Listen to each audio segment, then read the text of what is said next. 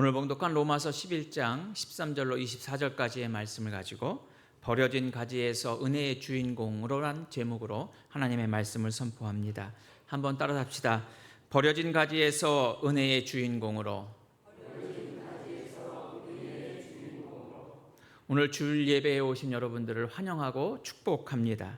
하나님의 놀라운 은혜가 이 시간 함께 하실 수 있기를 바랍니다.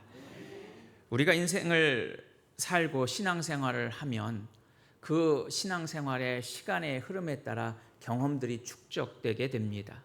인생도 마찬가지이지요. 그래서 나도 모르는 사이에 우리의 마음의 한 구석에는 자긍심과 공로의식이 싹트게 됩니다. 나는 오랫동안 이렇게 살아왔는데, 나는 오랫동안 이런 모습으로 살아왔는데 라며 자신의 공로, 자부심이 생기게 되지요. 신앙생활을 열심히 했다라고 하는 것 때문에 남들보다 더 주일을 성수하고 예배를 잘 드렸다라고 하는 이유 때문에, 혹은 하나님 앞에서 더 많은 것을 드렸다 하는 이유만으로 우리는 스스로를 매우 귀중한 존재로 여기며 살아갑니다. 이러한 수고와 애씀은 참으로 귀하고 값진 것입니다. 그럼에도 불구하고 우리가 수고를 자칫 내가 남들보다 영적으로 더 우월한 존재로 여기는 교만함이 있을 때 우리는 그것이 큰 우리에게 걸림돌이 되는 것이지요. 오늘 본문에서 사도 바울은 로마 교회를 향해서 말하고 있습니다. 당시 로마 교회는 유대인들보다 이방인들이 훨씬 많은 대표적인 이방인 교회였습니다. 그리고 오늘 본문에서도 13절에서 말하는 것처럼 사도 바울은 자신 스스로를 이방인의 사도라고 이야기하고 있습니다. 갈라디아서 2장 8절의 말씀에 보면 하나님께서 베드로를 택하셔서 유대인의 사도로 삼아 주셨고, 그리고 하나님께서 자신을 택해서 하나님이 이방인의 사도로 삼아 주셨다라고 사도 바울은 그렇게 고백합니다. 이 말은 사도 바울이 복음을 전하고 예수 그리스도의 사랑을 전하는 모든 포커스가 이방인들에게 맞춰져 있다라고 하는 사실이죠. 사도 바울은 이방인들을 위해 복음을 전하는 이방인의 사도로 살았습니다. 그렇다고 해서 그가 유대인들을 완전히 열외시키거나 무시했던 것은 결코 아닙니다. 이방인 성도들에게 보여주었던 그 열심과 기도가 유대인에게도 마치 있었습니다. 오늘 본문의 말씀은 이방인의 사도로 살아간 사도 바울이 처음에 가졌던 유대인들의 교만한 모습이 이제는 이방인들 교회인들 가운데서 그 교만한 모습이 나타나고 있음을 지적하고 있는 것입니다. 바로 하나님 앞에서 교만을, 자신의 공로를 앞세우게 되면 결국 하나님으로부터 버림받은 존재가 될 수밖에 없음을 이야기하고 있는 것이죠. 바울은 이 교만한 모습을 아주 단호하게 말하고 있습니다. 구원의 뿌리가 어디에 있는지 명확히 알아야 한다라고 하는 것이죠. 자랑과 교만해지지 말고 온전히 하나님 앞에서 겸손한 모습으로 살아가야 할 것을 이야기하고 있습니다. 그 말씀을 비유로 17절에 참 감람나무와 돌 감람나무를 비유로 해서 이야기하고 있습니다. 사도 바울은 이방인의 성도였던 자신들의 모습을 똑똑히 바라보라고 이방인 교회에 이야기합니다. 그들은 어떤 존재였느냐? 그들은 원래 돌 감람나무였다는 거죠. 그런데 돌 감람나무는 꺾여고 가지치기 당해서 버림받아도 아무도 의식해 주지 않는 그러한 돌 감람나무였는데, 하나님께서 돌 감람나무 가지를 잘라다가 참 감람나무 가운데 접붙임을 하셨다라고 하는 사실이죠. 우리가 저도 어려서 과수원을 했고 또 중학교 때 농업을 배워서 알고 있습니다. 이 본 가지를 자르고 그리고 가지를 이렇게 빗겨서 그 사이에 이렇게 껍질을 벗기고 그 사이에 가지를 끼우고 그리고 감으면 바로 거기서 새로운 품종이 만들어지게 되지요. 돌감람나무였었던 이방인들이 하나님께서 택해 주셔서 접붙임으로 인해서 원래 참 감람나무였던 이스라엘을 대신하는 존재로 살아가고 있음을 비유로 말씀을 하고 있습니다. 아무런 가치 없던 돌감람나무 가지, 그러나 그 돌감람나무 가지가 참 감람나무에 접붙임되는 순간 이제는 돌감람나무로서의 가지의 모습이 아니라 이제는 뿌리로부터 받은 영양분과 진액을 힘입어서 이제는 참 감람나무 가지처럼 살아갈 수 있음을 이야기하고 있는 것이죠. 바로 돌감람나무가 참 감람나무에 접붙임 바 되는 순간 바로 풍성한 열매를 맺을 수가 있습니다. 이같이 풍성한 열매를 맺을 수 있는 것, 참 감람나무처럼 열매를 맺을 수 있는 근거는 어디에 있습니까? 그 가지가 잘났기 때문입니까? 아니면 그 가지가 특별해서입니까? 아닙니다. 바로 뿌리가 살려주고 있다는 사실이지요. 바로 원 가지와 뿌리에 연결되어 있기 때문에 잘려진 돌 감람나무였지만 그것이 생명력을 유지하고 뿌리로부터 진액과 수분을 받아서 이제는 참 감람나무 같은 열매를 맺을 수 있음을 말해주고 있습니다. 그럼에도 불구하고 우리는 신앙생활을 하다 보면 간혹 착각에 빠집니다. 마치 내가 돌 감람나무인데 내가 참 감람나무인 것으로 착각합니다.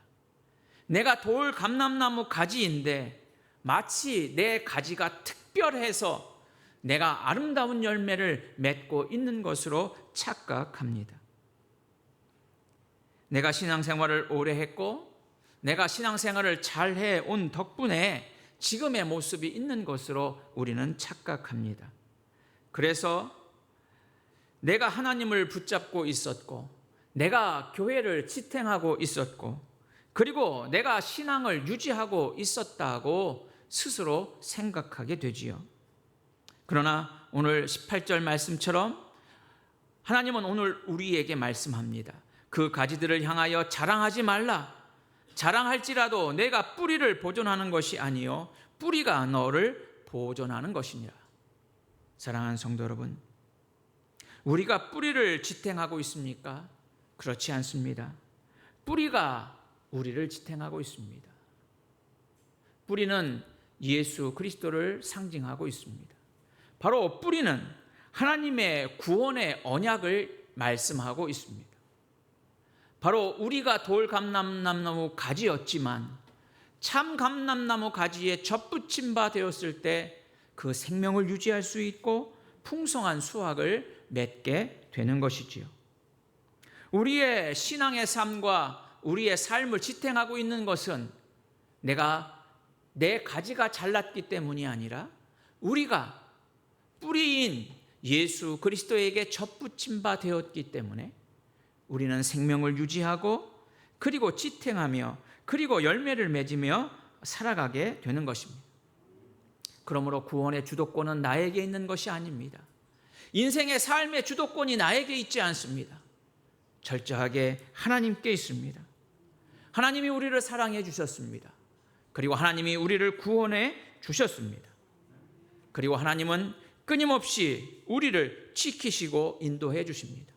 마치 뿌리에 붙은 돌 감람나무 가지가 뿌리로부터 영양분을 얻고 그리고 수분을 섭취하듯이 바로 우리가 예수 그리스도에게 접붙임 바가 됨으로 인해서 우리 주님이 주시는 놀라운 은혜와 그리고 하나님이 공급해 주시는 양식을 얻고 우리는 믿음으로 살아가는 존재가 되었다라고 하는 것이지요. 그러므로 우리는 마치 내가 잘나서 내 가지가 뛰어나서 참 감람나무인 것처럼 살아가는 착각을 내려놓을 수 있어야 한다라고 하는 것입니다. 오늘 우리는 주님의 뿌리에서 나오는 은혜의 진액이 없으면 살아갈 수 없는 존재입니다. 그러므로 끊임없이 우리는 주님에게 접붙인 바 된 존재라고 하는 그 삶을, 그 고백을 끊임없이 해야 합니다. 바로 내가 살아가는 것이 아니라 우리의 삶의 뿌리이신 예수 그리스도가 나를 지탱하게 하고 나를 살아가게 하는 줄로 믿습니다. 계속해서 바울은 이방인의 성도들이 구원에 들어오게 된 과정을 다루면서 자랑하지 말 것을 권면하고 있지요. 이방인이 구원받은 것은 그들이 특별하기 때문이 아닙니다. 이방인이 구원받고 유대인들이 구원받지 못한 차이는 어디에 있습니까? 바로 이방인들은 예수 그리스도를 믿음으로 받아들였습니다. 그러나 유대인들은 예수 그리스도를 거부했습니다. 예수 그리스도를 믿지 않았습니다. 결국 참 감람나무가 될 수 있는 것은 단 한 가지입니다. 복음을 받아들이는 믿음이냐, 이를 거부하는 불신앙이냐. 비록 돌 감람나무였지만 참 감람나무에 접붙임되는 순간 돌 감람나무의 가지는 이제 더 이상 돌 감람나무가 아닌 참 감람나무의 삶을 살아갈 수 있게 되는 것입니다. 은혜로 접붙임 바 된 우리 믿음의 삶이 정말 하나님 보시기에 어떠한 삶으로 살아가고 있습니까? 아직도 끊임없는 내 자랑과 우월감 속에 살아가고 있습니까? 사도 바울은 이야기합니다. 하나님을 향한 거룩한 두려움과 감사로 살아갈 것을 이야기하고 있지요. 그래서 20절의 말씀에 이렇게 이야기합니다. 20절 하반절 말씀에 보면 너는 믿음으로 섰느니라. 높은 마음을 품지 말고 도리어 두려워하라 말씀하고 있습니다. 높은 마음이라고 하는 것은 무엇입니까? 그것은 바로 자랑입니다. 교만한 마음입니다. 우리는 시간이 지나면 지날수록 끊임없이 내가 높아지려고 합니다. 내가 대접받으려고 합니다. 그런데 그 높은 마음을 내려놓을 것을 이야기하고 있습니다. 그리고 오히려 하나님 앞에서 두려워하라는 것입니다. 이 두려워하라는 것은 무엇입니까?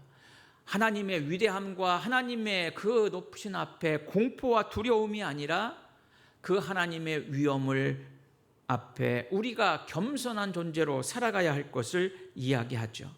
그래서 사도 바울은 22절에 하나님의 마음을 두 가지로 이야기합니다. 하나는 하나님의 인자하심입니다. 그리고 또 두 번째는 하나님의 준엄하십니다. 하나님의 준엄하심은 무엇입니까? 하나님은 하나님의 말씀을 거부하고 하나님의 뜻에 불순종하는 이스라엘 백성들을, 유대인들을 하나님은 심판하셨습니다. 그것이 하나님의 준엄함입니다. 그러나 하나님은 그렇게 준엄하신 분뿐만이 아니라 인자하신 분임을 사도 바울은 이야기하고 있지요. 하나님은 하나님의 크신 사랑과 은혜를 우리에게 부어주셨습니다. 하나님은 사랑이 넘치시는 분이십니다. 그래서 독생자 예수 그리스도를 이 땅에 보내주셨습니다. 그리고 독생자 예수 그리스도를 십자가에 죽고 부활하게 하심으로 인해서 우리를 하나님의 자녀가 되게 하셨습니다. 이것은 우리의 공로나 우리의 자격이 아니라 전적인 하나님의 은혜이지요. 그래서 하나님의 인자하심을 사도 바울은 이야기하고 있습니다. 그러므로 이 하나님의 준엄하심과 하나님의 인자하심 앞에서 우리는 높은 생각, 우리의 교만, 우리의 자랑을 거둘 수밖에 없음을 말해주고 있는 것이지요. 여러분은 하나님의 인자하심과 준엄하심 중에 무엇에 더 비중을 두며 살아가고 있습니까?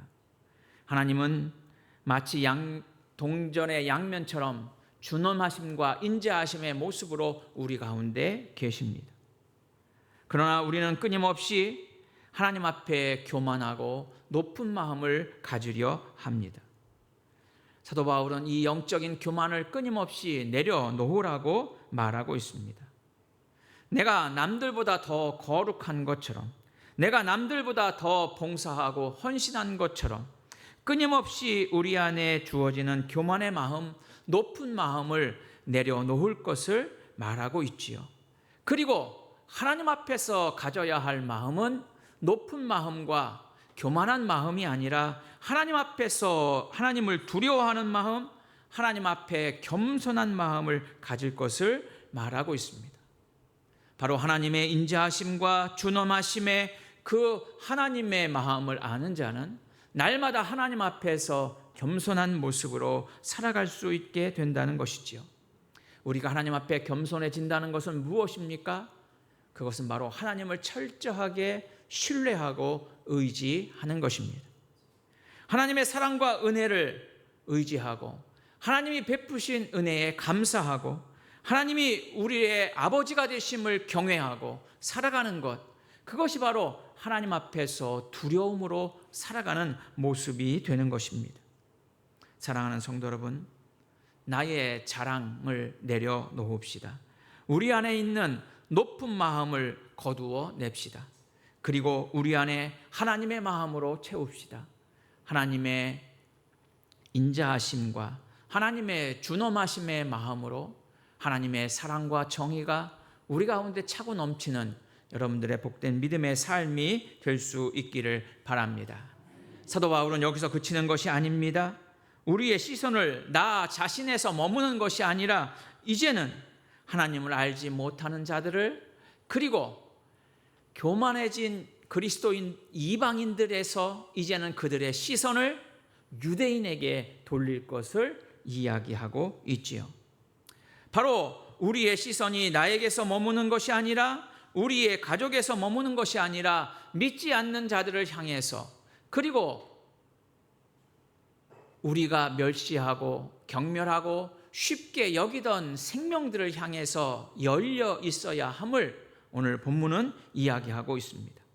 23절과 24절 말씀에 보면 바로 하나님이 우리를 돌 감람나무 가지였지만 참 감람나무에 접붙이신 것처럼 하나님께서 언제든지 원래 참 감람나무였던 이스라엘 백성들을, 유대인들을 다시 접붙이실 수 있는 능력이 하나님께 있음을 말씀해 주시고 있는 것입니다. 유대인들은 완악해서 예수님을 거부했습니다. 그들은 불신앙에 머물러 있었습니다. 그러나 하나님께서 다시 접붙이실 능력이 하나님께 있음을 사도 바울은 이야기하고 있지요. 내가 원 돌 감람나무에서 찢김을 받고 본성을 거슬러 좋은 감람나무에 접붙임을 받았으나, 그러나 하나님께서는 원래의 참 감람나무의 가지를 다시 접붙이실 수 있는 분임을 사도 바울은 분명히 말씀해 주시고 있습니다. 본래 야생에서 참 감람나무 가지에서 돌 감람나무가 살 수 있는 것은 자연의 모습이 아닙니다. 그러나 사람의 능력으로 그렇게 할 수 있듯이 하나님의 능력으로 언제든지 하나님은 우리를 참 감람나무의 모습으로 살아가지 못한다면 우리는 가지침을 받고 또 다른 참 감람나무가 가지가 붙게 될 것을 이야기하고 있는 것이지요. 그러므로 우리는 끊임없이 하나님 앞에서 겸손한 존재로 살아가야 합니다. 바로 접붙이실 능력이 하나님께 있기에 우리는 하나님 앞에 겸손하고 신실한 모습으로 살아갈 수 있어야 한다라고 하는 것이죠. 그래서 지금도 하나님을 믿지 않는 수많은 영혼들을 향해서 그 영혼들의 구원받음을 위해서 우리는 살아갈 수 있어야 한다라고 하는 사실입니다. 주님, 돌감나무 같은 나를 접붙여 주셔서 내가 참 감람나무로 살아가게 하심을 감사합니다. 또 다른 돌감람나무들이 참 감람나무에 접붙임을 받는 놀라운 은혜의 삶을 살아갈 수 있도록 우리에게 힘을 주시고 능력을 주옵소서. 그래서 내가 하나님의 복음의 통로로, 축복의 통로로 살아가도록 인도하여 주옵소서. 이 고백이 우리의 고백이 되어야 될 줄로 믿습니다. 오늘 말씀을 정리합니다. 원래 우리는 스스로의 힘으로 거룩한 열매를 맺을 수 없는 돌 감람나무 같은 가지였습니다. 그러나 말라 죽을 수밖에 없고 잘려 죽을 수밖에 없는 돌 감람나무 가지였지만 하나님께서 우리를 사랑해 주셔서 우리를 하나님을 아바 아버지라 부를 수 있는 하나님의 자녀가 되게 하신 것이지요. 하나님의 자녀가 된 것뿐만이 아니라 바로 예수 그리스도로부터 우리가 진액을 얻고 생명을 얻고 그리고 말씀을 얻어서 이제는 하나님의 참 감람나무 가지의 모습으로 아름다운 열매를 맺는 믿음의 삶을 살아가는 존재가 되었습니다. 그러므로 내 신앙의 경력, 내 신앙의 열심, 내 신앙의 행위를 자랑하며 살아가는 것이 아니라 하나님 앞에서 나는 늘 부족한 존재입니다. 우리의 뿌리가 예수 그리스도에게 붙잡힌 바 되는 믿음의 삶을 살아가게 하여 주옵소서. 이런 고백으로 한 주간도 믿음으로 살기를 소망합니다. 내가 서 있는 자리가 과연 예수 그리스도를 뿌리로 내린 자리입니까? 그 자리에 서 있다면 우리는 돌 감람나무이지만 참 감람나무 가지의 모습으로 살아갈 수 있습니다. 예수 그리스도 안에 뿌리가 내려졌다면 우리는 자랑과 불평과 비판의 삶이 아니라 감사와 축복의 삶을 살아가게 되는 줄로 믿습니다. 나를 보존하시는 하나님의 은혜의 뿌리에 박힌 자로서 하나님이 주시는 성령의 열매를 맺는 복된 믿음의 삶이 될 수 있기를 바랍니다.